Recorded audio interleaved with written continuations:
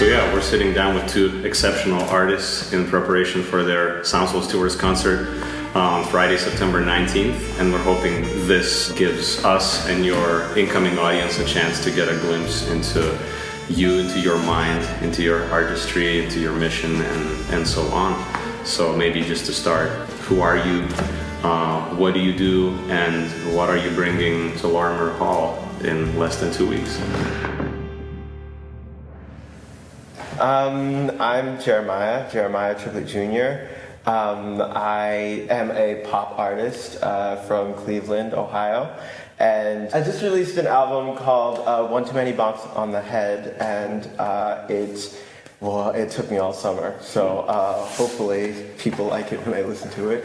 And basically what I do is I write songs about anything and everything, anything that crosses my mind, anything that vexes me that day, whether it be like my own self-worth and that whole complex, or just like me stubbing my toe. Like I'll just write my songs about anything, and it's a sense of catharsis that I hope that other people feel, and also like sort of take the self-seriousness out of music, I suppose, and to just let it be fun sometimes.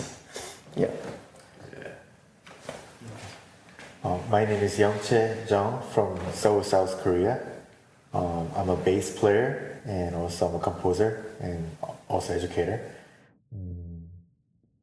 I currently work at the Berklee College of Music as a staff accompanist. That's where I met Thomas and Hector, and it's a blessing to know. Also, I play for a class where Jeremiah was in the classroom, and that's where I met Jeremiah, and it was amazing experience to hear him about his ideas and like how he approaches his music. And Thomas and I were playing in the classroom. We were just blown away every week, literally. First of all, it's happy to be with you, play a set. So what I'm gonna bring into the concert. So I wrote a music suite called Magic Land, the land of magic, the land of Magic Land.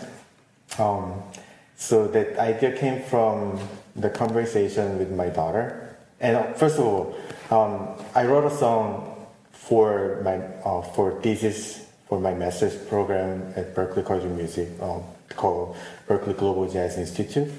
That's where I completed my compositions.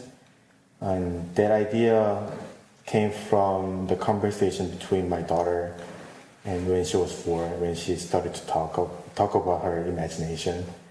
And I was interested, so I kept asking about her questions, like her ideas, and like its title, like La Laya, or Magic Land in January, or rainbow color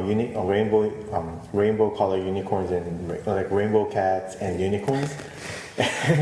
Tiny guys, all different ideas came from my daughter, and it's deep in my heart, and I really love this project.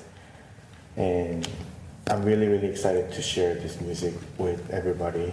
And thanks so much for this opportunity. Yeah, I want to mention it's kind of special. This is the first time when the two artists we're bringing in already have like an existing appreciation for each other. Like they've met before, and also the fact that we will see them collaborate in this concert, I think, is also special. So I think we're going to touch on like both of your individual projects in a second, more in depth. But as you know, like the thing that makes this concert series special in a way is that all the artists we feature, what they have in common is their faith, and that's expressed musically in so many different ways, and we love that. This audience also resonates with that very much. So just if you wouldn't mind elaborating for both of you individually, how do those two areas of your life intersect? How does your faith inform your music making, or vice versa? Just however you can put that into words. I can start. So first of all, like I started to play bass when I was in church, like Sunday school, when I was in middle school, And my Sunday school teacher offered me to play either electric guitar or bass. And the bass guitar looks easier. Two less strings, so I chose it. And then that was the beginning of my start. And ever since then, I fall in love with playing bass. And there was a time like I get away from church, like I was kind of away from church for a couple of years for many reasons. But then there are many events like God shaped me who I am as of today, and that made me come back to church in some way. Also, like He always used music to pull me back to the church, because church always needed music and always needed a bass player. There was some, like, I went to the army service, but right before I went to join the army service, there was a time like I felt like I was a minister in the church, because I went to like 4 different worship every week, like Tuesday, like YM like worship service, Wednesday service, Thursday service for my church, and Sunday. So I go to church every day, like most of days, or even every day. And when at that time I was struggle like with my faith, but throughout the time, like whenever I hear the sermon or preaching, God keeps talking to me about like my vision as a musician, and I truly believe everybody needs to be free with their obstacles and like struggles, and I believe music can provide them like kind of gear or the device for them to be freer within their life challenges. And there's I also believe like the story about the people who exodus from Egypt. And I think God gives everybody talent, different talent. Like God gave me to play music, and I think this is my talent, and I feel that this is my tools to liberate people's mind, people's like stresses with music, and that's how I approach it, music with my belief. Beautiful and eloquent. I mean, I relate to a lot of the things that you were talking about. Ever since I was little, I mean, my father is a minister, now elder in the church, and so I've been there my whole life, and I learned to sing, and then when they needed a drummer, I played the drums, and so which I mean, really sort of contributes to my love of all things rhythm. I mean, it's just like, I think that me also just being surrounded by that sort of environment, like being read Bible stories after dinner and just like sitting with the family, and that just being like a really integral part of what love is to me. It really sort of is only implicitly in the music. It can only really like, you can only go so far without it like coming out, without it popping out, and so like So in the things that I talk about or won't talk about, the things that I will sing about, and the things that really sort of make my mind wander, it's like those are the things that really drive my writing. And like you said, like it's a gift. Like that's the reason I'm at music school, because like I was given this, and so why waste it? Why not use it and try to go for something? So yeah, that's how Faith is really influenced by music. Yeah, well, we've talked a little bit about this off camera before maybe it's recording, but I'm curious, Jeremiah, working with a lot of electronic sounds, and a lot of times you sit down at the MIDI with ideas in your head. Beyond that, if we were to take a step even further back from what's in your mind, what influence would you say put those thoughts for what you want to hear into your brain? Oh gosh. Okay, so what I said that I write about everything and anything, and that's because a lot of the music that I listened to when I was like forming my music taste was all about like love and all about romance, and I had never experienced that before. I hadn't even had a crush until I was like 17, so that's like 2 years ago. And so I sought to write about other things that interest me, and I was like, why does every song on the radio have to be about this when I can write a fun pop tune about, like, say, floating in space, or like a spider being in my shower and me being scared of that? Like, why can't I that be? And like, as it'll always be a big like topic, and as I grow into that, I start to write more about that. But I would also say that a lot of the things that I was influenced by as a kid, like Michael Jackson, was always on in the household. Probably because when I had my first memories, like, he had just died, and like my father, he was like going through his mourning and he was grieving, and so that was all he played, and so and that was what I loved, in that sense of rhythm and that sense of innate like sort of musicality and the stuff that makes you want to dance, and it's just like so emphatic. It's just like that sort of stuff. And then as I have come to grow, it's been the songwriters and it's been the producers who have really influenced my mind. People like Kate Bush and people like Taylor Swift and people like Tori Kelly, stuff like that. Musicians, vocalists, and like full artists who just have their grip on everything. That really sort of made me like, I can do that. I can do it all. Like, and I want to. So, yeah. Yeah, and I think it's amazing listening to your music, how it does seem like you've been able to be successful in blending and fusing all of those different sounds together, but still make it your own and make it unique. While also talking about something that most other artists and popular music are not talking about. Actually, something that I was interested in, kind of reading your artist bio when we were organizing it, was the idea of kind of never writing the same song twice. Yeah. Kind of like never writing again, always creating something new. And I think that's like both a very interesting thing that many different composers, many different artists do, kind of a specific line or pathway. But kind of what inspired that idea? A lot of people I know either recycle ideas or I really like this.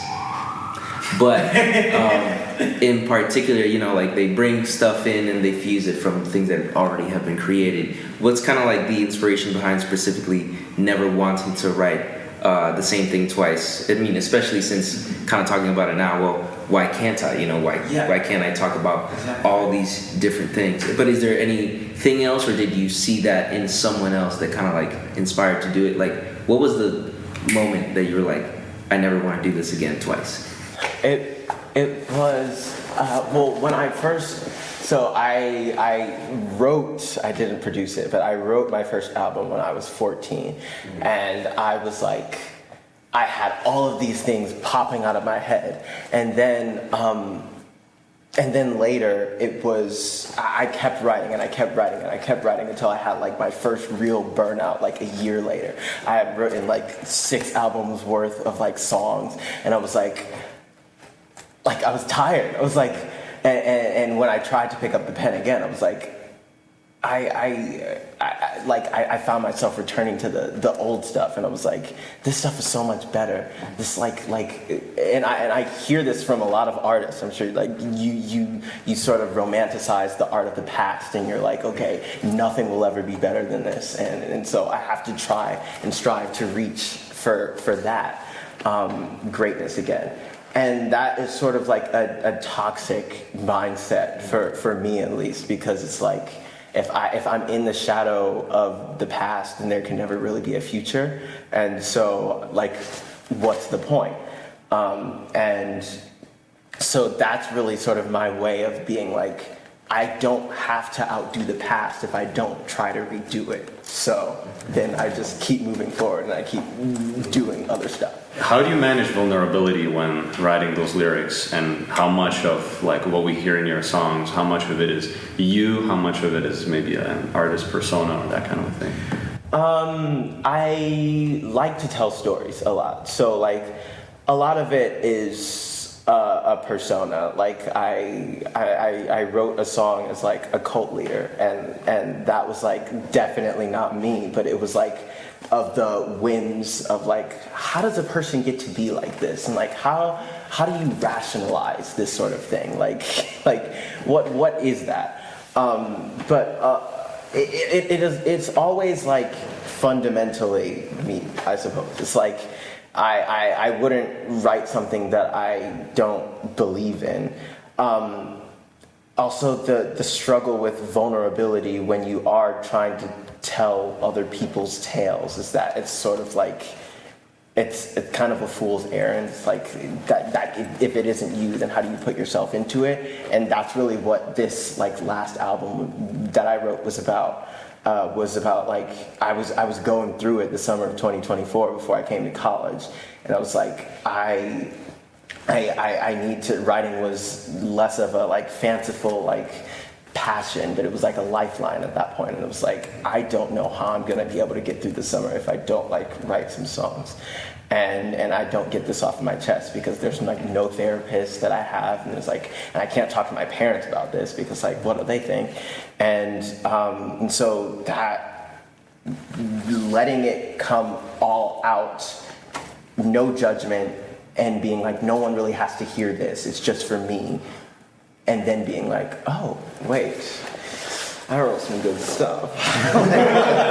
what if people heard this? And then having to let it out. I think that if you aren't writing with honesty, then there's no point really.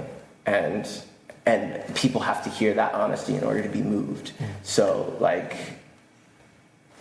yeah, that's my take. Wow. Yeah, no, I think you touched on a lot of things that I was personally really curious about listening to that album, where, you know, in my first listen, there were a couple moments where my ears perked up listening to Too Many Bonks in the Head, where, you know, there were some lyrics that seemed pretty intense or even morbid to a certain extent. Yeah. And, you know, like you mentioned, I think sometimes you do have to bring certain things to the light in order to move people. But especially, you know, creating art as a person with faith and knowing that other people of faith may be listening to these things, and a lot of darker topics or things that are not overtly positive can sometimes be rather taboo in Christian communities or most communities in general. How do you manage that? Do you ever wonder if people are not ready to hear those things? The thing about that was I had never heard anyone talking about like self-harm or like talking about such low self-esteem to that point to where like I needed to hear someone say that. And so Lord knows who else needed to hear someone else going through it and like see themselves. And so at that point I was like, it's time. If I haven't heard it, then I want to make sure somebody else can. And I'm sure other people do. It's just like, if I needed to hear it, then I'll say it. Yeah, and I acknowledge and applaud your boldness, because I think that, you know, we do need to hear those things, and, you know, sometimes it just takes one person to take that step and, you know, let their voice be heard, and, you know, someone out there might be really needing to hear that. Thank you. Yeah. That's all I wanted. Yeah, and even more beautiful when you can like find someone who sees life through a similar lens, yet is going through these things. So it's just like I can listen to you speak about it and know that it's safe. Like it's safe for me to feel this with you, hearing you sing about these things, as opposed to like someone else who may do things that like might be dangerous to me, you know, and like almost like leaning on that. So yeah, I think it's beautiful that like you do this in your music, and I'm really hoping more and more people can hear it and relate to it.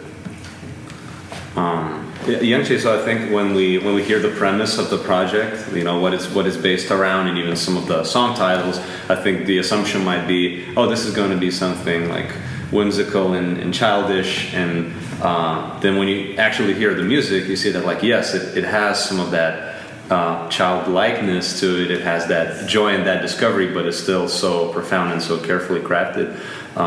So curious, I guess, how do you balance those two things? How do you still achieve that feeling, that impression of ease and carelessness, but not losing the depth inside that music? Wow, thanks for the question. Because the idea came from my daughter, the song has a lot of like playfulness, and as you said, the whimsicalness, and those are the my ideas. Also, like before I wrote it down, my songs, like my daughter reminds me about like my childhood, and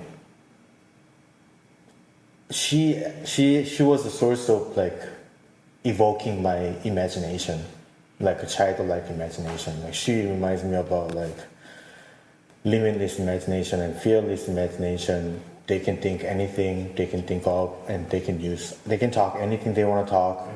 It's still beautiful because it's pure and it's beautiful. And so when I wrote songs, it was still my daughter's idea, but I was kind of inflating that idea into me and use that idea with the skills, with the ability that I can express. It's still like my daughter's idea, but I try to use that idea for my interpretation. So saying that the music suite is my appreciation about my daughter's imagination. So, and also I wanted to write a music that I want to hear, and that's probably why you can still find the playfulness from the piece, but kind of different crafting. Because earlier I was talking about the piece, I was trying to go back and forth so many times so that I can be happy with my piece. So I think those are the conclusions that I had at the time. But I'm still like revising, because at the time when I wrote it down, it was for a string quartet with the rhythm section. But this time I minimized the orchestration to having one violin instead of full string section, and one tenor saxophone player. So still like I'm still like using my imagination with my daughter's imagination, and try to use those two instrumentation so that I want to hear the music I want to hear.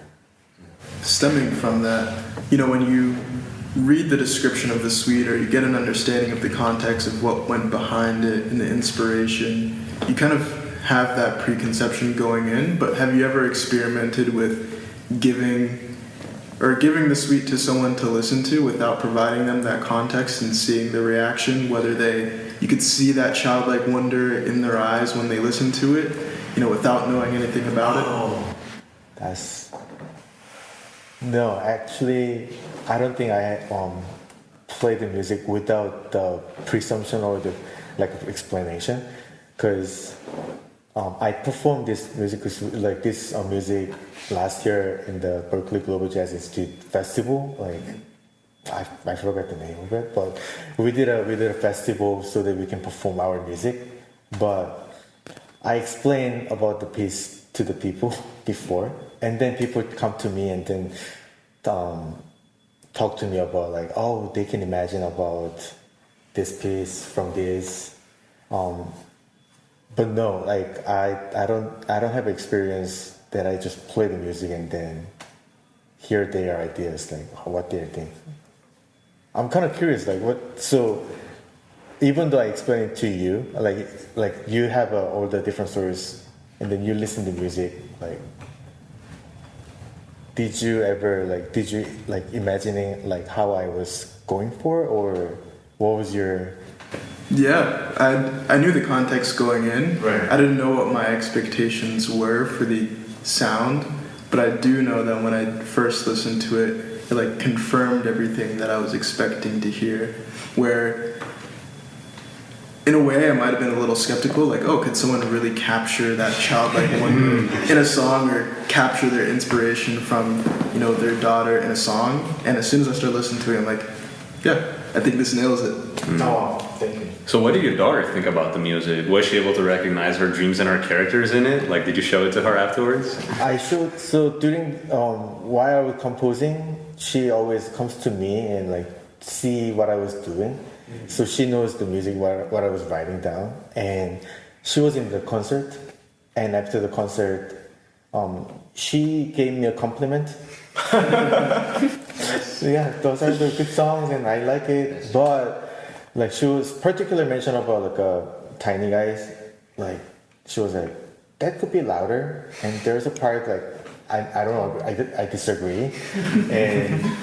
And like some of the piece, you can have a guitar and like blown up, like, so she gave me a lot of different input and her thoughts. And yeah, it's still like it's my composition, but it's still like collaborating work because she's the source of the music. So, after creating this work and going through the thought process of imagining what it's like to reignite that childlike wonder, I think it's easy to listen to the music and transport yourself to that place, but even when you're not listening to the music and you're going about your daily life, have you found that your daily lens, the way that you look at the world, is different after going through this project? Do you feel that you have that sustained sense of childlikeness as you go throughout the world? Have you seen that in other people? Or is it really when you're listening to music that you feel like you're transported back to that place? I think with my experience writing this music, definitely have evoking my ability, like about also like reminding about my child imagination.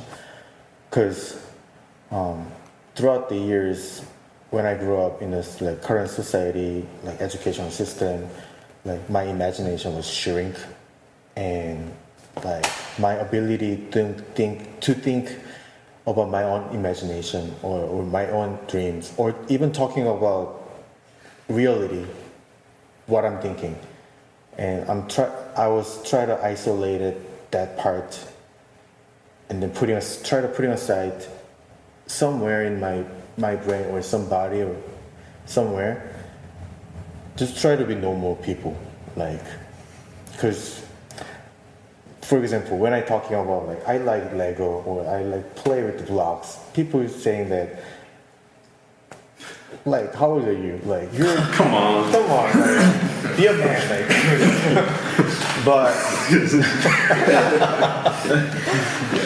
But we can be child, like we have a childlike sense within it, and like the process of writing and then just focusing that idea for almost a year while I was in the global program, the master's program, that really helps me to think differently and to see differently, and also hear other people's opinions differently. I was more open to hear other people's think, because they have a space to think their own opinions, and they have different like ideas and creativity within it.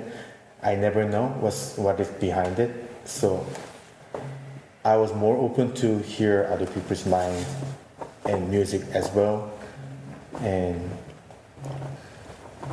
that process really helps me to think about like, okay, this really helps me, and I would like to send this message to other adults or other people going through this similar situation, especially coming from my culture, that everything has like standard. They need to be live certain way to be normal, but there are so many different ways to be normal in their own way. And basically, I just wanted to, I want to like send a message to everybody, like to help back and to remind them about their ideas, imagination. and then do things freely. Yeah, that's great. And if it makes you feel any better, I also love to play with Legos. And I'm also a grown man, so Yes. no issues there. Yeah. Lego play date soon. Oh, yeah. Yeah. Lego techniques. Yeah. Actually, that's kind of beautiful because both, you kind of already answered the question that before we asked it, wink. But also, but no, I think listening to this, it's made me think, first of all, about kind of on both of your projects, the idea of childlike wonder is still such a very important thing that a human being needs to keep to like just be able to experience the world, right? It kind of does remind me of, you know, kind of Jesus saying like, hey, you know, the children, like theirs is the kingdom of heaven. Like don't ignore kids or don't let children walk away both from, you know, Jesus, but also just generally like just they themselves and their nature, because that is something that you can't or you shouldn't reject, and kind of the necessity of being able to perceive the world you live in the same kind of like, wow, look at that lamp, that is so cool, you know, be intrigued and curious. And you have a family, you have kids, and that's kind of, I think, the vehicle in which you've been maybe given that a new breath of inspiration to experience that childlike wonder. And for at least many of our 60-year-old church families, at least you're still a kid, and we are kind of at the same time, right? Yeah. But how do those that, you know, don't have children, or they feel like they don't have a creative calling, so they're like, no, I only do this tech job or this one thing, what is a way that they could kind of find that spark of childlike wonder? So, like, wow. So first of all, my daughter gave me a gift to be a dad and to see what it looks like when I was young, because she's kind of like similar version of me when I was young, and also my wife, like, because she's like perfect model for like 50-50, because like playfulness from me and smart enough from my wife. Heard it here, folks. And also, as I mentioned earlier, like God gave us already different like types of creativity gift. Like for us, music; for you, like energy. And like if you think about the different types of like creative work, we're still creating, and different types of like formulating different products or ideas, even music and like company jobs.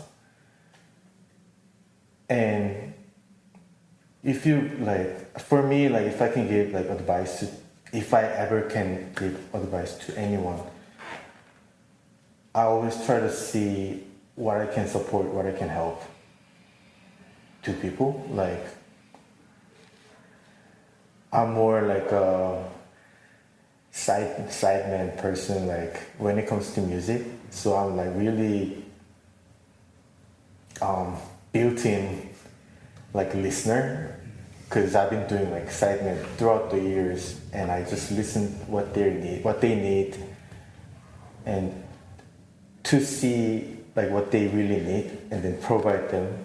And I think like in different profession, because the church family has all kind of different jobs, right? Like hundreds of people, hundreds of different jobs. And if you can like step back and think, not criticize, okay, I own this because I worked hard. Rather think differently, okay, I got this gift from God. As Jeremiah said, what I can provide them. And I think that's like good starting point to be free of mind. Wow, we should do this more often. Yeah. So maybe from both of you, any parting thoughts, any messages to your audience that you're going to meet in less than 2 weeks? Anything to have in mind, anything to mentally prepare for? Be ready to have fun.